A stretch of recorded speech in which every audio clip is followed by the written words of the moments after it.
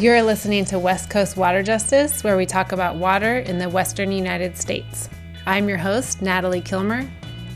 This episode is dedicated to Native American heritage and is focused on Native resistance, justice, and action in California.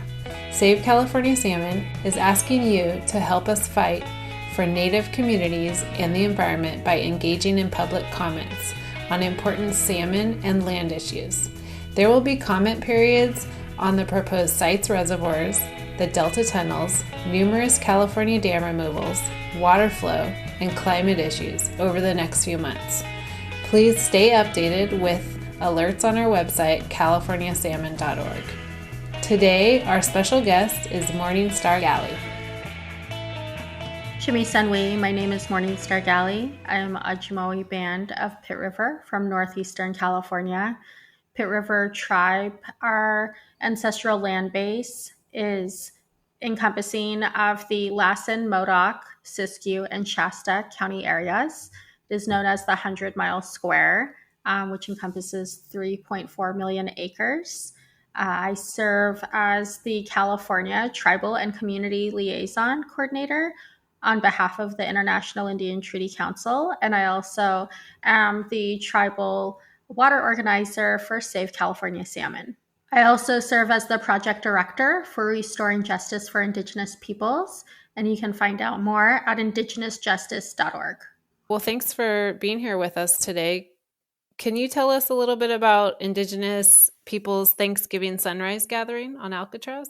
Sure. The Indigenous Peoples Thanksgiving Sunrise Gathering was started as a way to honor the Alcatraz occupation of 1969 to 1971. It was a 19-month-long occupation that was held on the island. It was many students that were involved at the time. It was Indians of all tribes, IOAT, that helped to it really was a student-led movement at the time in 1969 that was addressing all of the ongoing issues that Native peoples were facing, and also the issues around a Third World Liberation Front. And this was really the genesis call for our sovereignty and self-determination, and to be able to tell our own stories through our own lens and not through this white patriarchal lens.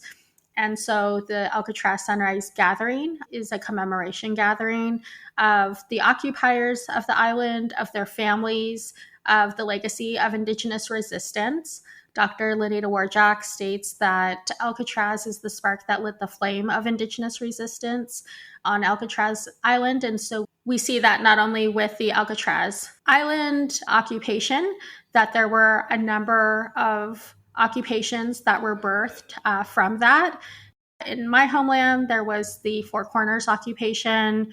There was the occupation at Yakeyama, the occupation at Rattlesnake Island. And then we see outside of Northern California in the continuing years, the occupation at Wounded Knee, the occupation at the BIA headquarters. Thank you for spelling that all out. So what's the significance of land back, and does it coincide with Alcatraz?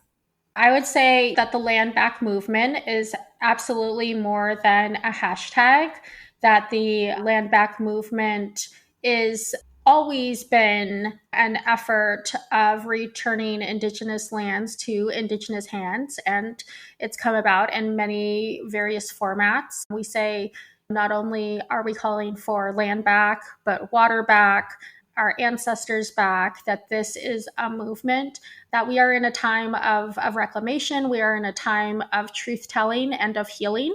And so that healing of the land, that rematriation of the land, of what it means to be on occupied, stolen lands. We talk about the violent exchange of Indigenous women's bodies for stolen land and the way that that still continues to operate. And so the land back movement is very much addressing inequities and addressing, especially within California, that California tribes.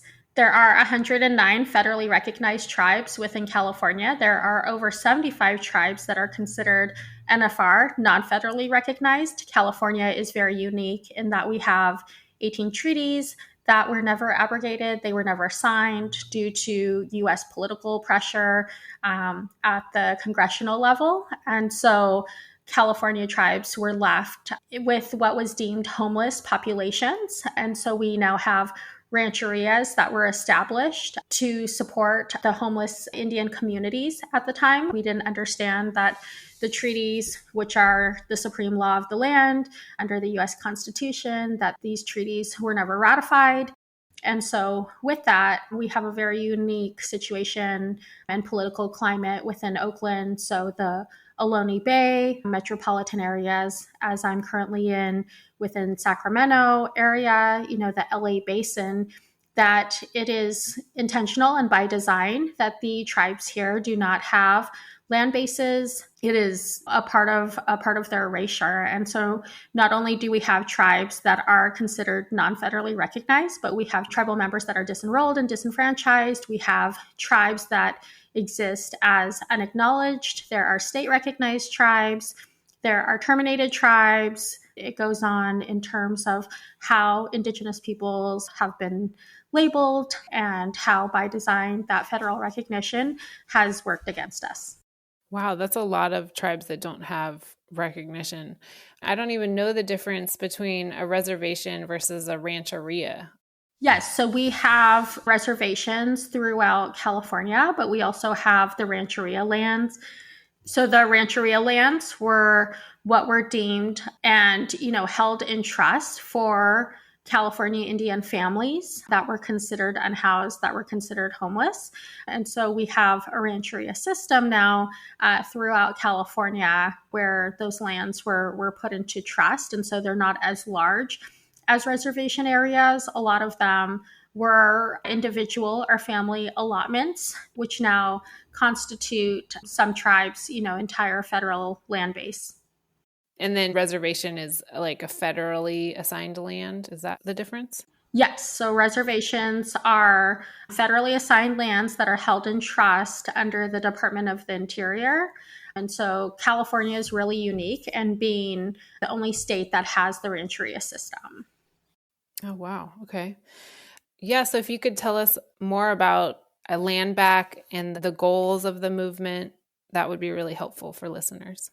Sure. The land back movement, and this is not to confuse it with any, nonprofit entity or enterprise, but that, we are working towards the abolition of colonialism. We are working towards the abolition of white supremacy. We are working towards the abolition of all that is held under white patriarchal rule. And so when we're talking about land back, it's really interesting in some of these conversations, right? Because with various communities, all diverse populations, but folks will be like, yes, land back, but you don't really mean land back, do you? And we're like, that's actually what it means. It means land back and land being returned. And I also want to highlight that even with my tribe, that we recently, as of this past Friday, that we had 768 acres that were returned back into tribal hands on behalf of Pit River Tribe. And so it's actually been pretty amazing in terms of some of the work that I was helping to coordinate on behalf of Pit River Tribe. I worked as the Tribal Historic Preservation Officer and the Cultural Information Officer between 2012 and 2016. And so with that, we're now seeing these efforts of land being returned and put back into tribal hands. That's awesome. So any land that can be returned to Native hands is basically the goal. Absolutely. So that recognizing that this is all stolen land, recognizing that there was an exchange of Indigenous women's bodies for stolen land, and that this happened in very violent ways. And so acknowledging this resource extraction that we are consistently battling. And so whether it's the protection of our sacred places, whether it's through salmon restoration efforts, whether it's through issues around water and tribal water rights, it is returning land to its proper caretakers. It's recognizing that we are all on stolen land. I am currently a guest on Nisenan, Miwok, and Maidu lands. And I don't live within my tribal community at this time. I'm outside of the Sacramento area, and I'm here because I recognize that within the Sacramento County area, the number of meetings and consultations and just efforts around advocating for California tribes and California tribal peoples.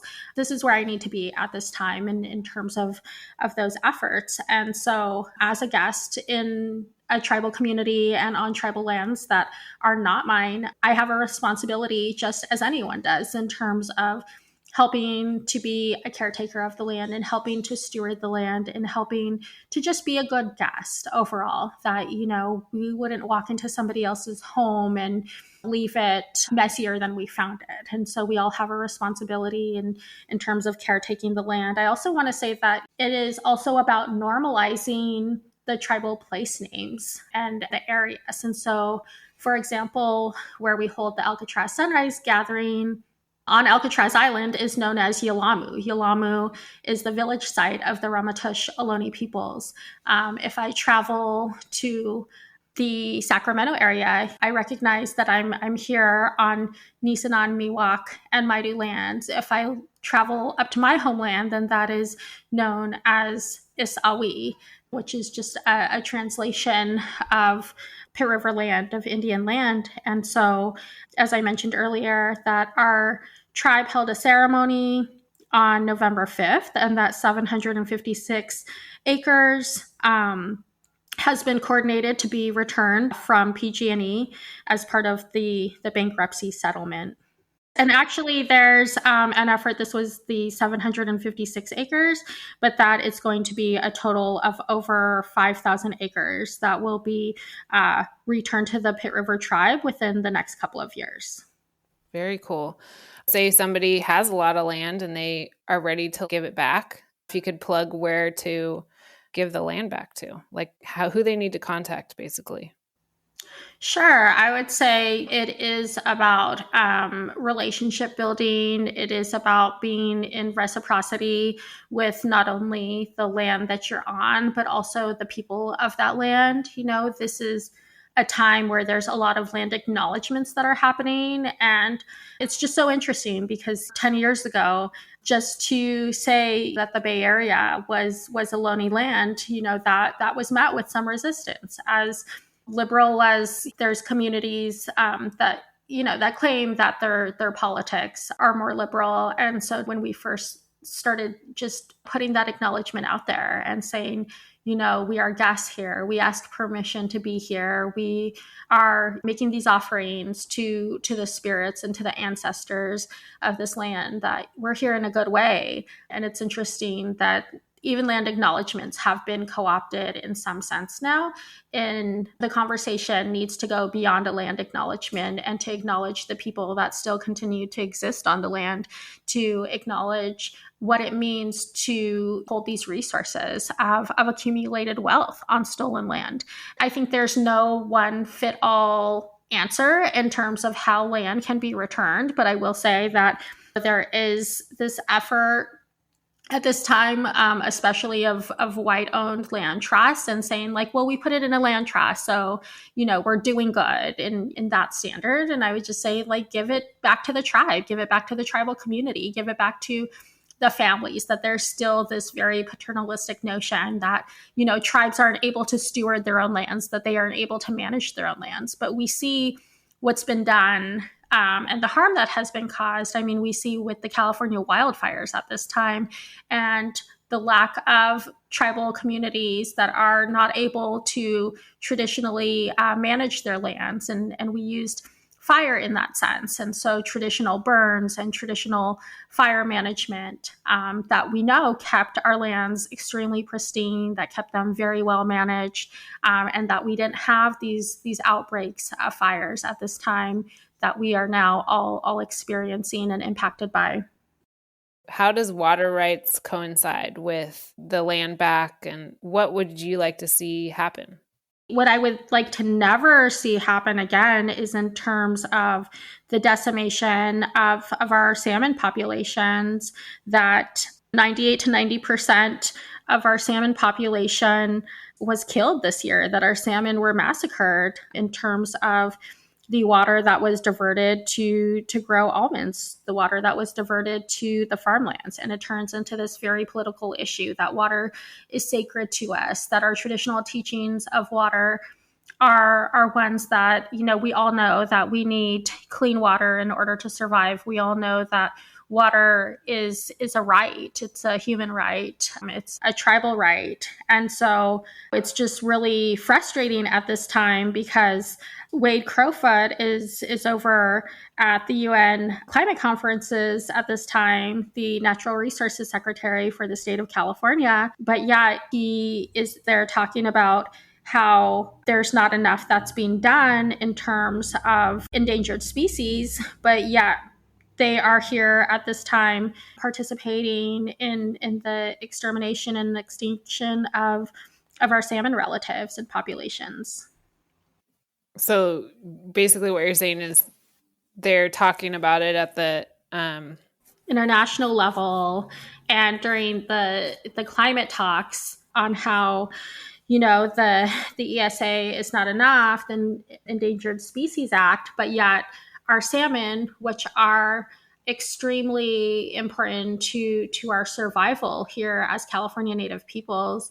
The salmon are to California tribes as the buffalo are to Plains tribes. And so this effort by PG&E, this effort by the state of California, in terms of not working for the restoration of the salmon, in terms of making political decisions where the water is diverted and there's not enough water for the salmon to be able to survive. It's very much a hypocrisy that is continuing and ongoing.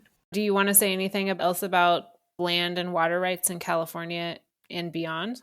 Sure. I'll just share that my own involvement with the Alcatraz Sunrise Gathering has been a very personal one. It's how I received my name. It's why I continue to help organize the gatherings for both October and November, that it was in the late 1970s that Bill Wapapa, who was the founder of the Alcatraz Sunrise Gatherings, they were held in commemoration, and they were held in commemoration of the original 1969 to 1971 occupation. And Bill Wapapa founded the International Indian Treaty Council office in San Francisco. He founded the Aim for Freedom Survival School out of Oakland, California. It was also known as the Oakland Aim House.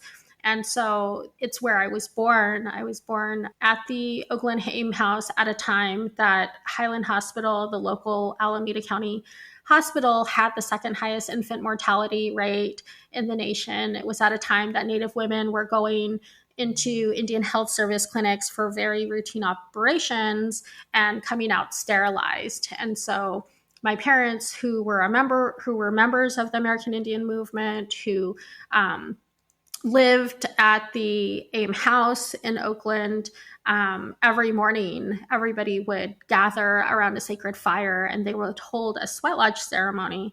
And so it was during my birth where I was introduced to that sacred fire in Oakland, where I was given my name of Morning Star. It was during that sunrise gathering. And so I just wanted to share that connection in terms of the commitment for the ongoing sunrise gatherings and what it means to stand in prayer and in solidarity and in resistance with Indigenous peoples around the world. And so we gather the second Monday of October. That's a much smaller gathering that's very community oriented and based. And that's from anywhere from 12 to 1,600 people. And then Indigenous Peoples Thanksgiving Sunrise Gathering is our larger gathering. It's held on the fourth Thursday in November. And so that one, we are anticipating between 5,000 to 6,000 people. Oh, wow. And then who's invited? Everyone's invited. It's open to the public. Tickets are $14, and you can find out more information on treatycouncil.org. The $14 ticket rate is a negotiated rate with the boat service through City Experiences. and Alcatraz cruises. And so if you were to purchase a regular boat tour ticket, it, is 2 to 3 times that amount. And so this is an opportunity to not only gather and be in solidarity with Indigenous peoples and hear about the different issues worldwide, but also if you would like to stay afterwards and, you haven't been to the Rock and want to take a tour of it, you're able to do so. And you get to attend the event for $14. Is that right? That's correct. Yes. The event is free, and it's just the ticket price is just for the ferry ride over. Okay. And say again where people can get a ticket if they want to? There's more information available at treatycouncil.org. One of my last questions is, can you tell us a little bit about the relationship between San Francisco and the Native community? Because it's a super progressive town historically. So I'm just curious what's really going on.